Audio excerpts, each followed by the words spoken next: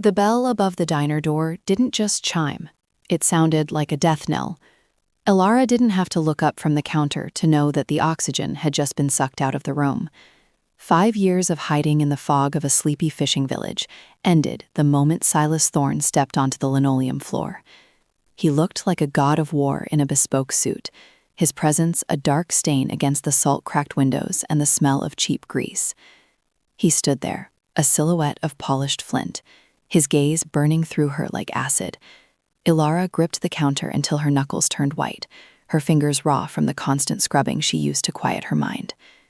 "I spent $5 million to find a ghost, Elara," he said, his voice a low, lethal hum that made the coffee cups rattle on their saucers. "You're not worth the coffee you're serving, but your life belongs to me now." He tossed a heavy black dossier onto the laminate counter, evidence of the betrayal that had shattered his empire and turned him into a monster. "Did you think I wouldn't find you? Or did you think I'd forget the night you sold my coordinates for a suitcase of cash?" Ilara's breath hitched, the old terror clawing at her throat. She wanted to scream that it was a lie, that she had been the one who bled for him, but her eyes darted toward the kitchen door. Before she could speak, a small, sleepy voice drifted from the back. "Mommy, who is the tall man?" Leo stood there, rubbing his eyes and clutching a tattered teddy bear. Silas froze. The blood drained from his face as he stared down at a miniature version of himself, the same silver eyes, the same stubborn set of the jaw. The revenge Silas had nurtured for half a decade died in his throat, replaced by a terrifying new possessiveness. "Pack the boys' things," Silas commanded, his voice shaking with a restrained fury that was more frightening than his calm. "You're coming back to the city, and God help you if he's the only secret you've been keeping." Elara looked at her son, then at the man who had once been her world and was now her captor. She knew the walls of the Thorne estate would be a gilded cage, but as she reached for Leo's hand, she felt the hard shape of the USB drive still sewn deep inside the teddy bear stuffing. She had been the shield that kept Silas alive, and now she would have to survive his hatred to prove it. "We're going on a trip, Leo," she whispered, her voice steadying, "just like we practiced." She didn't look back as Silas led them toward the idling black SUV outside. The quiet life was over. The war had just begun. The black SUV felt less like a vehicle and more like a pressurized chamber, the air thick with the scent of expensive leather and old, cold fury. Silas sat in the back with them, his presence an insurmountable wall of shadow. He didn't look at Elara. His gaze was fixed entirely on Leo, who sat between them clutching his teddy bear as if it were a life raft. The boy was silent, his small face reflecting the passing streetlights, his silver eyes wide with a curiosity that he was too well trained to voice. The Thorne estate rose out of the Chicago outskirts like a medieval fortress reimagined in steel and glass. High walls topped with spiked iron and security cameras that swiveled like predatory eyes greeted them. As the gates groaned shut behind the vehicle, Elara felt the final thread of her freedom snap. The front doors were thrown open by a line of silent, suit-clad men, but it was the woman standing in the center of the foyer who made Elara's blood turn to ice. Genevieve Thorne stood with her hands clasped perfectly in front of her, a sharp, practiced smile cutting across her face. She looked exactly as she had 5 years ago, elegant, lethal, and utterly devoid of a soul. "Silas, you actually found her," Genevieve said, her voice like silk over a razor blade. She stepped forward, her eyes narrowing as they landed on Leo. "And you brought a souvenir. How sentimental." "He's not a souvenir, Genevieve. He's a thorn," Silas snapped, his voice vibrating with a possessive edge that made Genevieve's smile falter for a fraction of a second. "Of course," Genevieve recovered instantly. Her gaze shifted to Elara with a look of pure, concentrated venom. "I suppose we'll have to find a suitable place for our guest while we decide how to handle her previous indiscretions. The north wing is secure." Silas didn't disagree. He gestured for a guard to take Elara's arm, but he reached out himself to ruffle Leo's hair, a clumsy, unfamiliar gesture that looked painful for a man who had forgotten how to be gentle. "Take them up," Silas ordered, finally turning to look at Elara. The hatred in his eyes was still there, but it was warring with a newfound turbulent confusion. "Don't try to leave, Elara. The walls have ears, and I've run out of mercy." As she was led away, Elara felt Genevieve's eyes burning into her back. She knew the move to the north wing was a trap designed to isolate her, but as Leo tripped slightly on the stairs, she gripped his hand and felt the reassuring lump of the USB drive tucked inside his bear. She wasn't just a guest in this house of monsters. She was the only one who knew where the real demon was hiding. She just had to survive long enough for Silas to look at the evidence instead of her face. The north wing of the Thorne estate was a museum of cold marble and echoing silence. For Leo, it was a palace of wonder, but for Elara, it was a high-security tomb. Silas didn't visit for the first 2 days, sending only silent maids with silver trays of food that tasted like ash in her mouth. She spent the hours pacing the plush carpets, watching the guards through the window, and trying to ignore the way Genevieve would occasionally linger in the garden below, looking up at Elara's window with the patient stare of a vulture. On the third night, the heavy oak doors groaned open. Silas didn't enter like a husband. He entered like a predator returning to a kill. He looked haggard, his tie loosened and his dark hair disheveled, as if the mystery of Leo's existence was a knot he couldn't untangle. "He's asleep," Elara whispered before he could speak, nodding toward the small bed in the corner where Leo lay curled around his bear. Silas walked to the bedside, his shadow stretching long over the boy. He stood there for a long time, his jaw tight. "He has my father's nose," he murmured, more to himself than to her. Then his voice hardened as he turned back to Elara. "Why did you do it, Elara? Was the rival family's payout really worth more than the life we were building?" "I never took a dime, Silas," she said, her voice trembling with the weight of 5 years of suppressed truth. "I ran because I found out who the mole was. I ran because I knew if I stayed, they'd kill you to get to me, or kill me to get to the throne. I had to become a ghost to keep you a king." Silas let out a harsh, jagged laugh. "You expect me to believe you were a martyr? My accounts were drained the night you disappeared. The coordinates for the docks came from your private laptop.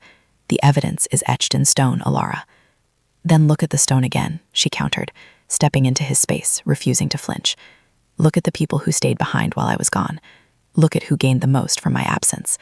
If I wanted you dead, Silas, I wouldn't have spent 5 years working double shifts in a diner to buy my son's shoes, while your millions sat untouched." Silas flinched as if she'd struck him. For a second, the icy mask of the mafia boss cracked, revealing a man who was desperately, agonizingly lonely. He reached out, his hand hovering near her face, as if to bridge the 5-year gap, but the sound of a distant door closing snapped him back to reality. "I want to believe you," he whispered, his eyes dark with a terrifying conflict. "But in this world, belief gets you buried. Until I have proof, you stay behind these doors." He turned and left without a backward glance, but he didn't see Elara's hand tighten around the tattered teddy bear on the bed. The proof was inches from his fingers, and as the lock clicked into place, Elara knew the clock was ticking. Genevieve wouldn't let them stay in the North Wing forever. The following morning, a crash of breaking porcelain shattered the uneasy quiet of the North Wing. Leo had been playing near the window when his elbow caught a vase, sending it tumbling. In the chaos of the moment, his tattered teddy bear was swept off the table, snagging on the jagged ceramic shard. The fabric tore with a sickening rasp. Elara lunged for the toy, her heart hammering against her ribs, but the door was already swinging open. Silas stood there, his presence heavy and suffocating, his eyes scanning the mess. He looked ready to roar about the destruction until he saw Leo's trembling lower lip and the stuffing spilling out of the bear like white guts. "I'm sorry," Leo whispered, his silver eyes shimmering with tears. Silas sighed, a sound that carried the weight of thousands of sleepless nights. He knelt down, a gesture that looked entirely alien in his stiff, expensive suit, and picked up the ruined toy. As he moved to shove the stuffing back inside, his fingers brushed against something hard and metallic deep within the bear's torso. He paused, his brow furrowed as he reached into the tear, pulling out a small silver USB drive. "What is this?" Silas asked, his voice dropping to a dangerous low frequency. He looked up at Elara, his eyes narrowing. "Another secret, Elara? Another wire to feed information to your friends?" "It's the truth, Silas," Elara said, her voice barely a whisper but steady as steel. "Please, just look at it before you decide to hate me forever." Silas gripped the drive so hard his knuckles turned white. Without a word, he stood and strode toward the mahogany desk in the corner of the room, flipping open his laptop. The air in the room seemed to freeze as the drive clicked into the port. Elara held her breath, watching his face. At first, there was only the cold, distant mask of the mafia boss. But as the files opened, as the time-stamped security footage from the night of the shipment began to play, the mask began to crumble. On the screen, Elara wasn't selling coordinates. She was on her knees in an alleyway, her face bruised, begging a shadowy figure to spare Silas's life. And then the figure stepped into the light. It wasn't a rival. It was Genevieve, her face twisted in a sneer as she boasted about how she would frame the loyal wife to take the throne for herself. The silence that followed was more deafening than a gunshot. Silas stared at the screen, the blue light of the monitor reflecting in his eyes, making them look like cracked glass. The USB hadn't just changed the story, it had incinerated his entire reality. He didn't look at Elara. He couldn't. The weight of 5 years of misplaced vengeance was finally starting to crush him. The video on the screen looped for the third time, But the silence in the room remained absolute. Silas didn't move. He sat hunched over the laptop, his broad shoulders trembling with a weight that had nothing to do with his physical strength.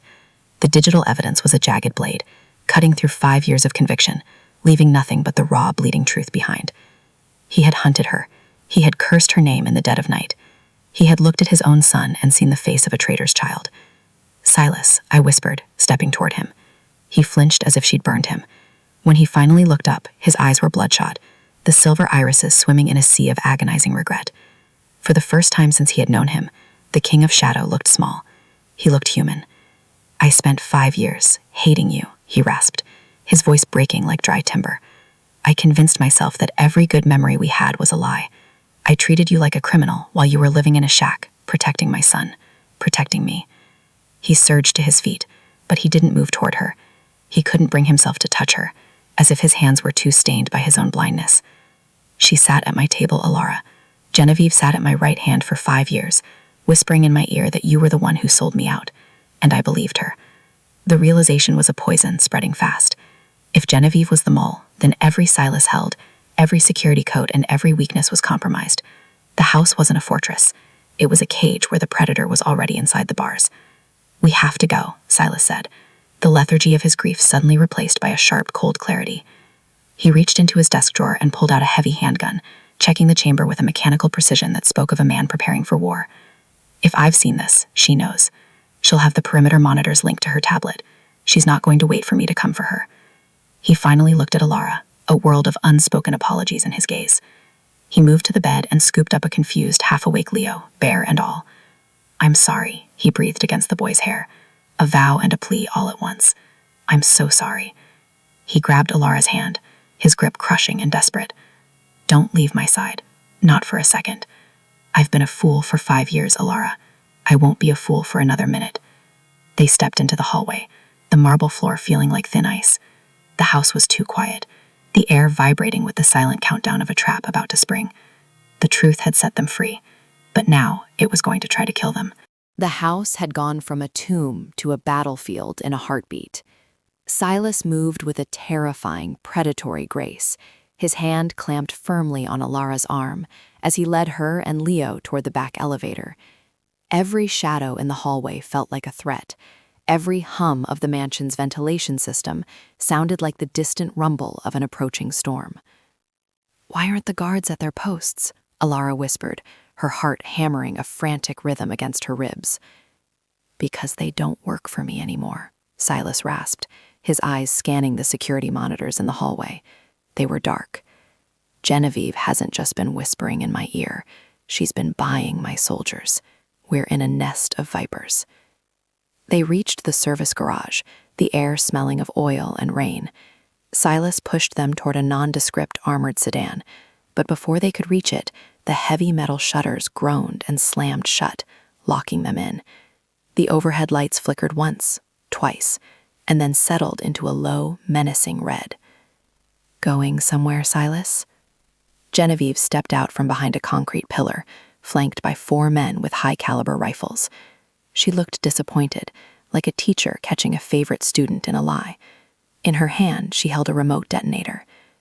"You always were too sentimental," she sighed, her gaze drifting to Leo. "If you had just killed her 5 years ago, you could have kept your throne. Now I have to burn it all down just to get rid of the trash." "You'll die before you touch them," Silas said, his voice dropping into a register of pure, cold lethalness. He didn't raise his gun. He just stood in front of Elara and Leo, a human wall of defiance. "I don't think so," Genevieve countered. "The house is rigged. The moment my heart stops or I press this button, the north wing goes first. Your legacy, Silas, ends tonight." Elara felt the weight of the teddy bear in Leo's arms, the USB drive's absence leaving the toy limp. She looked at Silas, the man who had spent years as her enemy and minutes as her protector, and saw the flicker of a plan in his eyes. He wasn't looking at the shooters. He was looking at the overhead fire suppression pipes. "Elara," he breathed, so low only she could hear. "When I dive, you run for the drainage vent. Don't look back. Just save our son." The tension in the garage snapped like a wire. Silas didn't wait for a reply. He fired a single shot into the high-pressure valve above Genevieve's head, unleashing a blinding torrent of freezing chemical foam. In the chaos of white mist and shouting, the trap was no longer a cage. It was a chance. Silas lunged into the cloud, not to escape, but to ensure Genevieve never had the chance to press the button. The chemical foam hissed as it flooded the garage, a white, blinding fog that swallowed the shooters and the red emergency lights alike. Elara didn't hesitate. She scooped Leo into her arms, the boy's small hands clutching her neck as she dove behind a heavy concrete pylon. Gunshots shattered the air, muffled, rhythmic thuds that signaled Silas was engaging the men who had once been his own. "Stay down, Leo. Don't let go of the bear," she whispered, her voice a jagged rasp of adrenaline and terror. Through the shifting mist, she saw Silas move like a ghost. He wasn't shooting to kill everyone. He was moving with surgical precision toward Genevieve. The cousin scrambled backward, her face twisted in a mask of panic as she fumbled with the detonator. A shot rang out, and the remote flew from her hand, skidding across the oil-slicked floor. Silas emerged from the foam, his suit ruined, his shoulder bleeding, but his eyes were absolute. He didn't hesitate. He tackled Genevieve into the wall, the impact echoing through the hollow garage. "It's over, Genevieve," Silas growled, his hand tightening around her throat, not with the heat of rage, but with the cold finality of a sentence being carried out. "You didn't just betray the family. You tried to kill my son." The sound of sirens began to wail in the distance, not the police, but the secondary security detail Silas had secretly summoned from the loyalist factions of the syndicate. The garage doors were forced open from the outside, and fresh light poured into the gloom. Genevieve's hired guns dropped their weapons, realizing the tide had turned. Silas didn't look at the carnage. He let Genevieve slump to the floor, where his loyal men quickly restrained her. He turned toward the pylon, his breath coming in ragged heaves. As Elara stepped out, trembling but unharmed, Silas closed the distance in 3 long strides. He didn't grab her arm this time. He wrapped his arms around both Elara and Leo, pulling them into a crushing, desperate embrace. The King of Shadow was gone. In his place was a man who had nearly lost everything twice. "I have you," he breathed against Elara's temple, his voice thick with a raw, unshielded emotion. "I have you both." Elara leaned into his chest, the smell of gunpowder and expensive cologne filling her senses. The USB drive had started the fire, but for the first time in 5 years, she wasn't running from the flames. She was standing in the center of them, finally safe, finally seen, and finally home. The aftermath of the garage was a blur of high-tension recovery and whispered orders. Silas didn't let the adrenaline fade into complacency. He spent the night purging the remaining rot from the Thorne estate, his efficiency cold and absolute. But as the sun began to bleed over the Chicago skyline, he stepped away from the monitors and the ledgers. He walked into the sun-drained breakfast nook where Elara sat with Leo, the boy finally eating a meal without looking over his shoulder. Silas stopped in the doorway, his silhouette no longer a shadow of intimidation, but one of quiet protection. He looked at Elara, really looked at her, not as a ghost from his past or a traitor to be punished, but as the woman who had carried the weight of his world on her shoulders while he had been blinded by pride. "The lawyers are finalizing the transition," Silas said, his voice low and devoid of his usual jagged edge. "The Thorne syndicate is being dismantled. The assets are being moved into a legitimate holding company. No more shadows, Elara. No more cages." Elara looked up, her fingers paused over her tea. "You're walking away from everything?"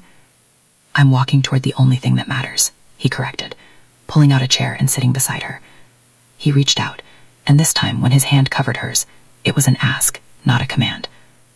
"I spent 5 years building a throne on a foundation of lies. I'd rather build a home on the truth." Leo looked up from his pancakes, his silver eyes bright. "Does that mean we don't have to hide anymore, Daddy?" The word Daddy hit Silas harder than any bullet ever could. His eyes shimmered with a rare, raw moisture, and he nodded slowly, pulling the boy into a brief, fierce embrace. "No more hiding, Leo. Never again." Years later, the name Thorne no longer stood for fear, but for restoration. The Vance Thorne Foundation became a beacon for those caught in the crossfire of the city's darkness, led by a woman who knew exactly what it meant to survive. Silas remained at her side, a man whose strength was now measured by his capacity to love, rather than his power to destroy. They had started with a betrayal that wasn't real, and a hatred that nearly consumed them. But as they stood together on the balcony of their new life, watching Leo run across a lawn that wasn't guarded by men with rifles, Elara knew the USB hadn't just changed the truth. It had given them the one thing the underworld could never provide: a beginning. The transition from the chaos of the garage to the absolute stillness of the master suite felt like coming up for air after nearly drowning. Silas moved through the room with a focused, quiet intensity, shedding his ruined jacket as he made a series of brief, low-voiced phone calls. The Empire was being purged, the traitors bound and removed, but his eyes never strayed far from where Elara sat on the edge of the velvet armchair, holding a sleeping Leo. When the last call ended, Silas set his phone on the mahogany bureau and stood before her. The moonlight through the floor-to-ceiling windows caught the silver in his eyes, but the predatory coldness was gone, replaced by an exhaustion that reached into his very soul. "It's done," he said, his voice a rough, velvet rasp. "The men I can trust are at every entrance. Genevieve is being handled. She will never see the sun from outside a cell again." Elara looked up, her fingers tracing the tattered ear of Leo's bear. "And us? What happens to the ghost and the traitor now?" Silas knelt before her, his large hands hovering over her knees before he finally gathered the courage to touch her. His grip was gentle, a silent plea for forgiveness. "I spent 5 years building a throne on a foundation of lies and blood. I thought it was the only way to be strong.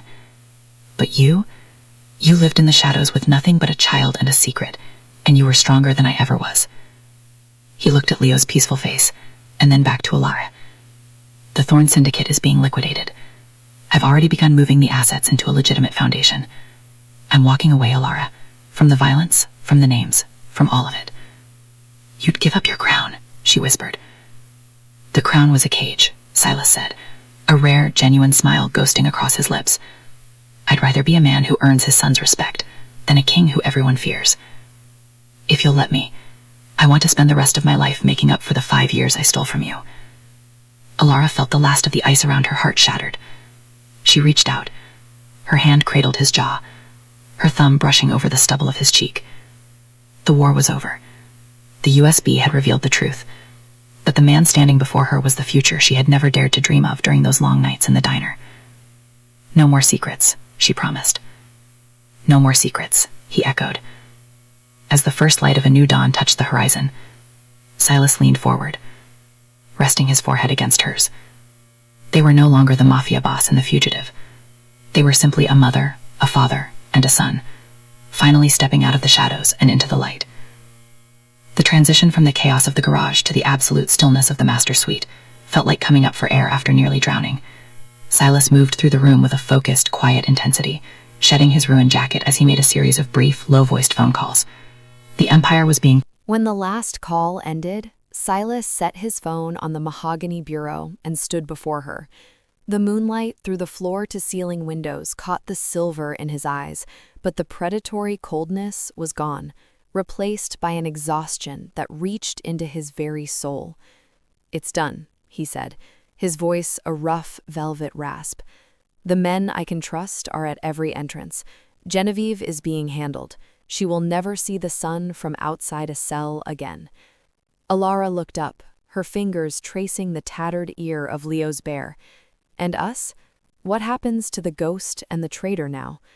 Silas knelt before her, his large hands hovering over her knees before he finally gathered the courage to touch her. His grip was gentle, a silent plea for forgiveness. "I spent 5 years building a throne on a foundation of lies and blood.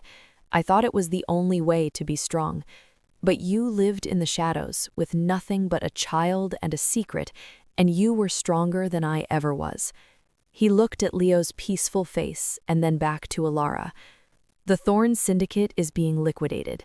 I've already begun moving the assets into a legitimate foundation. I'm walking away, Elara, from the violence, from the name, from all of it." "You'd give up your crown?" she whispered. "The crown was a cage," Silas said, a rare, genuine smile ghosting across his lips. "I'd rather be a man who earns his son's respect than a king who everyone fears. If you'll let me, I want to spend the rest of my life making up for the 5 years I stole from you." Elara felt the last of the ice around her heart shatter. She reached out, her hand cradling his jaw, her thumb brushing over the stubble of his cheek. The war was over. The USB had revealed the truth, but the man standing before her was the future she had never dared to dream of during those long nights in the diner. "No more secrets," she promised. "No more secrets," he echoed. As the first light of a new dawn touched the horizon, Silas leaned forward, resting his forehead against hers. They were no longer the mafia boss and the fugitive. They were simply a mother, a father, and a son, finally stepping out of the shadows and into the light. The days that followed were a blur of transformation, a slow and steady peeling back of the darkness that had defined Silas's life for so long. He didn't just dismantle the Thorne syndicate, he methodically uprooted every shadow he had once inhabited. Assets were frozen, front businesses were shuttered or sold, and the heavy, black-tinted windows of the estate were finally thrown open, letting in the late summer air of a city that was no longer his hunting ground. Silas sat in his newly brightened office, his shirt sleeves rolled up, staring not at a ledger of debts, but at an architectural plan for a new community medical wing. He looked up as Elara entered, her hair loose and a genuine, unburdened smile on her face. She wasn't a captive nurse anymore. She was the architect of their family's redemption. The foundation papers are signed. Genevieve's old offshore accounts have officially been liquidated into the scholarship fund for children in the South Side. It's done, Silas. He stood and walked toward her, his movements no longer carrying the jagged tension of a man expecting an assassin around every corner. He took her hands in his thumbs brushing over the skin that was finally beginning to heal from years of nervous scrubbing. "I used to think my name was my only armor," he admitted, his voice low and rich with a peace he had never known. "But the USB showed me that the only real protection I ever had was you. I spent 5 years being a king of nothing, while you were building a future for our son out of thin air." "We built it together," she corrected softly. "The truth just gave us the ground to stand on." Leo burst into the room then, trailing the tattered teddy bear, now expertly mended with a neat, visible stitch across its chest, behind him. He jumped into Silas's arms, and for the first time, Silas didn't hesitate. He swung the boy up, his laughter echoing against the high ceilings. The Thorne name had once been a whispered curse in the alleys of Chicago, a symbol of blood and betrayal. But as Silas looked at his wife and his son, he knew that legacy was dead. In its place was something quieter, something real. They had survived the lie, endured the hunt, and found their way back to the light. The USB drive that once held the secrets of their destruction was long gone, but the truth it revealed had become the bedrock of their lives. As they walked toward the gardens together, the gates of the estate stood open, no longer a cage, but an invitation to a life that was finally truly their own. The transition from the shadow of the Thorne name to a life lived in the light didn't happen overnight, but the momentum was unstoppable. Silas didn't just walk away from his empire, he dismantled it with the same surgical precision he had once used to expand it. He replaced guns with grants and back-alley deals with community developments. The high walls of the estate remained, but the gates stayed open, no longer a fortress designed to keep the world out, but a home that finally allowed a family to breathe. Years later, the city of Chicago knew the name Thorne not for the blood spilled in its streets, but the hospitals and shelters that rose in the wake of the syndicate's fall. Elara sat on the sprawling back lawn, watching the late afternoon sun dip below the horizon. She wasn't a girl scrubbing her hands raw in a hospital sink, nor a waitress hiding in a coastal diner. She was a woman who had fought for her peace and won. "Mom, look!" Leo, now a lanky teenager with the same sharp intelligence in his silver eyes that his father possessed, sprinted across the grass. He wasn't clutching a teddy bear anymore, but a thick envelope from a prestigious university. Silas walked close behind him, his gait steady and strong, his face etched with a pride that no amount of power could have ever bought him. Silas reached Elara and placed a hand on her shoulder. The touch was familiar, grounded, and filled with a decade of shared victories. He looked at their son and then back to her, his expression softening in a way that still made Elara's heart skip. "He got in," Silas said, his voice a low, warm rumble. "Full scholarship, on his own merit." Elara stood, moving into the circle of Silas's arm. "He's a thorn," she murmured, "but the kind the world actually needs." Silas pulled her closer, his gaze sweeping over the home they had built together. The journey had started with a perceived betrayal and a desperate run into the dark, but it led them here. The USB drive that once held the secrets of their destruction was long gone, but the truth it revealed had become the bedrock of their lives. As they walked toward the gardens together, the gates of the estate stood open, no longer a cage, but an invitation to a life that was finally truly their own.